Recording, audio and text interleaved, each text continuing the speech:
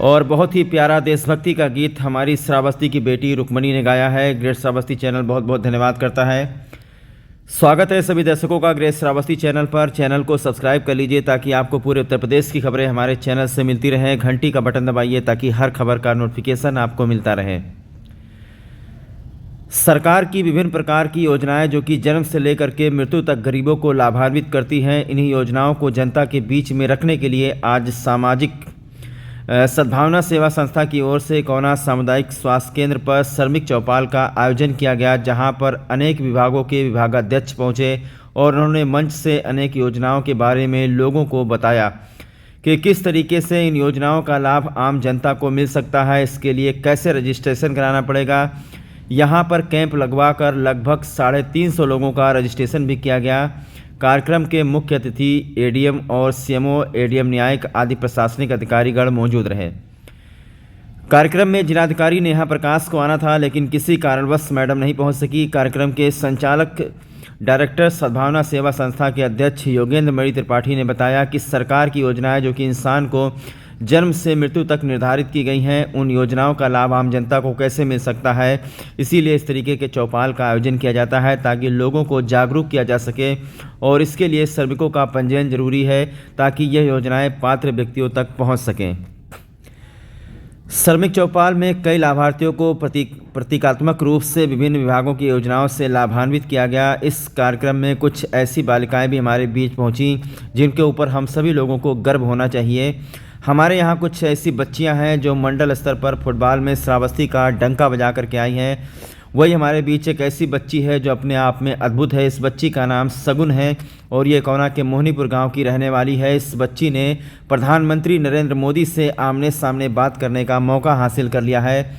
Online एक प्रतियोगिता में इस बच्ची ने क्वालिफाई किया है और आगामी कुछ दिनों में ये श्रावस्ती की बच्ची पीएम के सामने होगी। वह हमारे इकौना की पीयर एजुकेटर बेटियां हैं जो समाज में लोगों को अनेकों तरह से स्वास्थ्य को लेकर के जागरूक कर रही हैं। श्रावस्ती जिले के इकौना सामुदायिक स्वास्थ्य केंद्र पर सद्भावना सेवा संस्था जो एनजीओ है, उसकी तरफ से एक श्रमिक चौपाल का आयोजन किया गया है, जहां पर सरकार की जो विभिन्न प्रकार की 17 तरीके की योजनाएं हैं जिनसे आम लोगों को मदद मिलती है, उन योजनाओं का यहां पर कई लोगों को प्रतीकात्मक रूप से लाभान्वित किया गया है। और यहां पर कई विभागों के विभागाध्यक्ष पहुंचे हैं जिन्होंने लोगों को जानकारी दी है कि सरकार की कौन सी योजना किस तरीके से गरीबों को लाभ पहुंचा सकती है। इसके लिए उनको क्या क्या ज़रूरी चीज़ें करनी है, किस तरीके से उनको रजिस्ट्रेशन कराना है। और मेरे ख्याल से 350-400 लोगों का आज रजिस्ट्रेशन श्रमिकों का इकौना के सामुदायिक स्वास्थ्य केंद्र पर कैंप लगा करके किया गया है। और कार्यक्रम के जो मुख्य अतिथि हैं जिलाधिकारी नेहा प्रकाश यहाँ पर पहुँचने वाली थी, लेकिन किसी कारणवश नहीं पहुँच सकी। तो कार्यक्रम के मुख्य अतिथि के रूप में आपको बता दें कि एडीएम साहब पहुँचे हैं और एडीएम न्यायिक भी यहाँ पर पहुँचे हैं, जिनके द्वारा प्रतीकात्मक रूप से जो सरकारी योजनाएं हैं वो लोगों को लाभ दिया जा रहा है। तो ये बहुत अच्छी पहल है सद्भावना सेवा संस्था की ओर से। जैसा कि सद्भावना सेवा संस्था के डायरेक्टर योगेंद्र मणि त्रिपाठी जी ने बताया कि सरकार की जो योजनाएं हैं अशिक्षा के कारण लोगों के पास नहीं पहुंच पा रही हैं, यानी कि जो योजनाएं चल रही हैं उनके बारे में लोगों को जानकारी होनी चाहिए, लोगों को जागरूक होना चाहिए। इस तरीके के चौपाल का आयोजन होना चाहिए, रजिस्ट्रेशन होना चाहिए ताकि लोगों को बताया जा सके कि सरकार कौन कौन सी योजनाएं आप लोगों के लिए चला रही है, महिलाओं के लिए कितनी योजनाएँ हैं, पुरुषों के लिए, श्रमिकों के लिए जो भी योजनाएँ हैं उनको लेकर के यहाँ पर श्रमिक चौपाल का आयोजन किया गया है। और इसके डायरेक्टर योगेंद्र मणि त्रिपाठी को आप सभी लोग जानते हैं, जिनको श्रावस्ती का गांधी कहा जाता है। अपने निष्पक्ष प्रशासनिक न्याय के संदेश सुगंध को बिखेरने वाली जनप्रिय जिलाधीश आईएएस श्रद्धेय नेहा प्रकाश साहिबा वर्ष 2022 के अलविदा बेला पर भी आपने भगवान बुद्ध के तपो क्षेत्र सामुदायिक स्वास्थ्य केंद्र परिसर में समाज के सबसे अंतिम पंक्ति में खड़े पसीने के देवताओं व महिला श्रमिकों की चौपाल का आतिथ्य ग्रहण कर जनपद के निष्काम भाव के समाज सेवियों को कृतकृत्य कर दिया है। श्रावस्ती आपके 1 वर्षीय प्रशासनिक नेतृत्व में जो सबसे बड़ी बात हासिल की वो है प्रशासन का आम जन की ओर मुखातिब होना। शासन की जन कल्याणकारी योजनाओं को आम जन के संज्ञान में लाने हेतु समय समय पर जन चौपालों, श्रमिक चौपालों, महिला चौपालों एवं किशोर चौपालों के अस्तुत्व आयोजन कर ग्रामीण अभिचेतना को झांकृत करने में एक हद तक सफलता हासिल की है। इस हेतु ये चौपाल आपकी जय बोलती है। जिलाधिकारी जिंदाबाद, जिंदाबाद, जिंदाबाद, जोर से बोलो जिलाधिकारी। फिर करना चाहूँगा कि अब हम सभी लोग मास्क वगैरह पुनः लगाएं और जो कोविड बिहेवियर है, जो कोविड से संबंधित जरूरी चीज़ें हैं, उनका फिर से अनुपालन सुनिश्चित करें। इसके साथ ही मैं आपको यही बताना चाहता हूँ, जिस समय 1997 में ज़िले की घोषणा हुई थी, उसके बाद से श्रावस्ती ज़िले में बहुत ज़्यादा विकास हुआ है। अभी कल ही हम लोग सुशासन दिवस पर इस पर चर्चा कर रहे थे, तो हमारे मुख्य अतिथि पूर्व जिलाधिकारी महोदय टीपी पाठक साहब लखनऊ से आए थे। उन्होंने अपने आशीर्वचन से हम लोगों को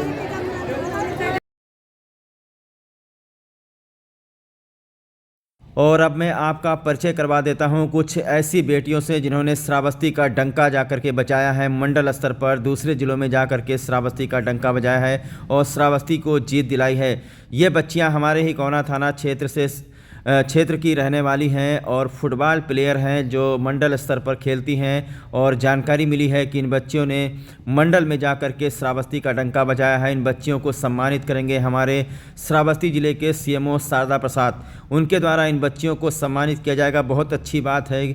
बहुत सारी बच्चियां हमारे यहाँ ऐसी टैलेंटेड हैं, बहुत सारी बच्चियां हैं जिनके बारे में जल्दी पता नहीं चल पाता है कि वो बच्चियां किस तरीके से खेलती हैं, कहाँ खेलती हैं और किस तरीके से अपने ज़िले का नाम रोशन करती हैं। ग्रेट श्रावस्ती चैनल ऐसी बच्चियों को अपने चैनल पर ज़रूर दिखाएगा जो हमारे ज़िले का नाम रोशन करती हैं।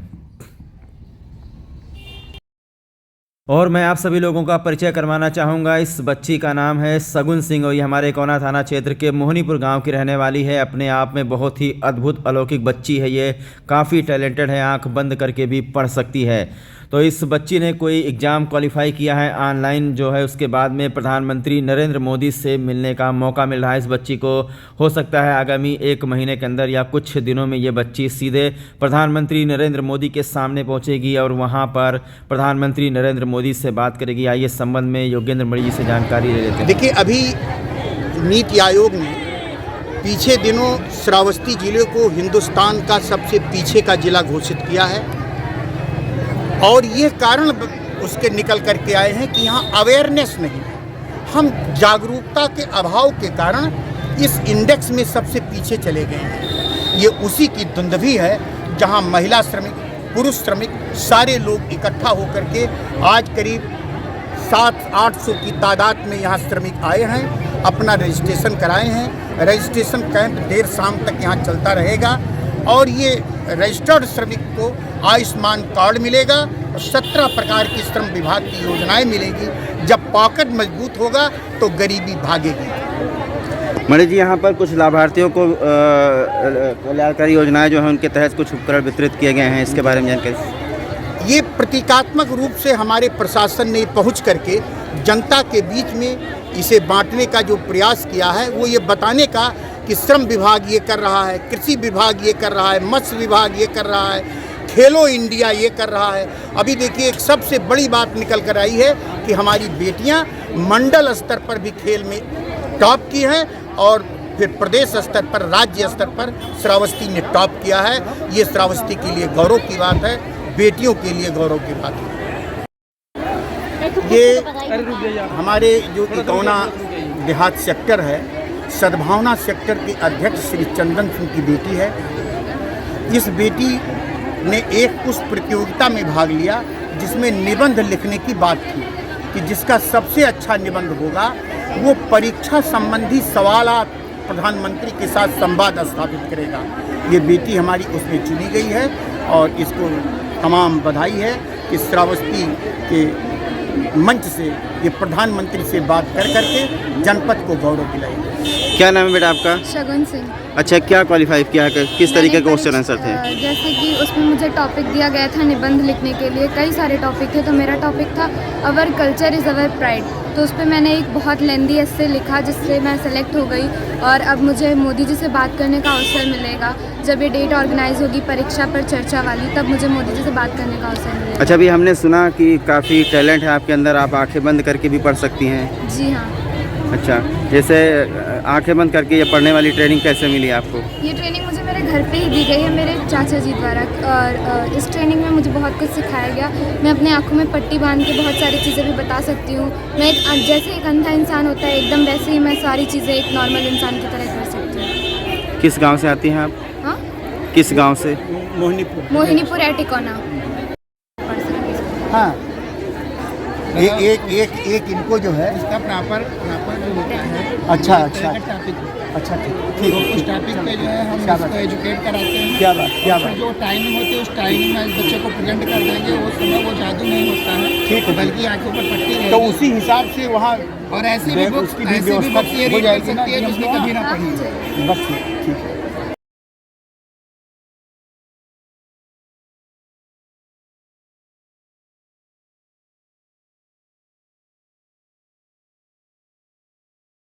और एक आप लोगों को दे दीजिए, काहे बनाए लेने का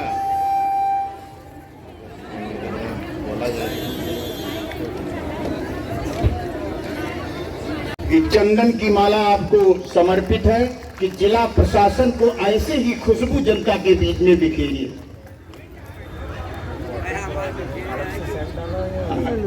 नहीं, ये ओरिजिनल चंदन है, मलाया है।